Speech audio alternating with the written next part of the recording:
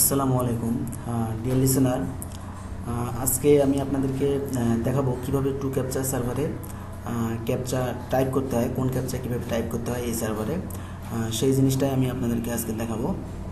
তো ঠিক আছে, প্রথমে আপনি আপনার আইডি যে এর আগে যে আইডিটা ক্রিয়েট করেছেন সেই ইউজার নেম এবং পাসওয়ার্ড দিয়ে আপনি লগ ইন করবেন। এরপরে লগ ইন করলে আপনার এই অপশানটা চলে আসবে। তখন আপনাকে যে কাজটা করতে হবে, স্টার্টে ক্লিক করলে কিন্তু ক্যাপচা চলে আসবে, কিন্তু এখানে একটা বিষয় আছে। দেখেন এখানে লেখা আছে যে normal captcha plus recaptcha. Recaptcha বলতে যেটা আপনার ইমেজ, সেই ক্যাপচাটাই হচ্ছে রিক্যাপচা। আর নর্মাল ক্যাপচা আসলে জাস্ট এমনি যে সাধারণ যে ক্যাপচাগুলো সেগুলোর কথা আর কি এখানে বলা হয়েছে।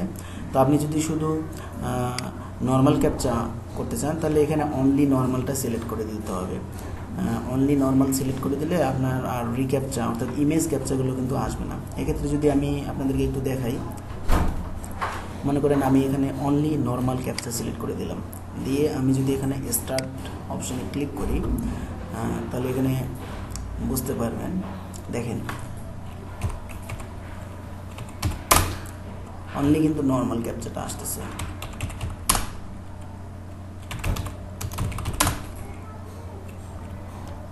ওকে, এটা আসলে স্পেস দেওয়াটা উচিত হয় নাই। আচ্ছা, এক্ষেত্রে এখন যদি আমি নর্মাল ক্যাপচা প্লাস রিক্যাপচা দুটোই যদি সিলেক্ট করে দেই তাহলে দেখবেন ইমেজ ক্যাপচা সহ চলে আসবে।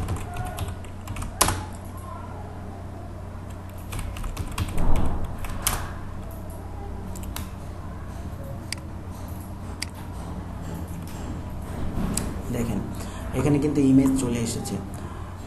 এখানে পাম ট্রির কথা বলা হয়েছে। এখানে পাম ট্রি দেখেন 3, এই ক্যাপচাটা এখানে কিন্তু এইভাবে স্ল্যাশ চিহ্ন দিয়ে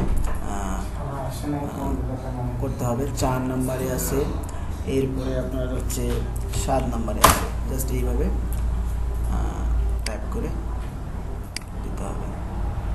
এটা শুধু রিক্যাপচার ক্ষেত্রে এই সিস্টেমটা।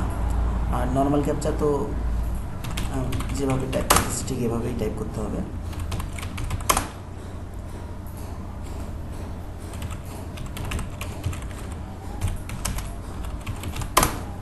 তো আশা করি আমি বোঝাতে পেরেছি। ঠিক আছে, থ্যাংক ইউ, ভালো থাকবেন। আসসালামু আলাইকুম।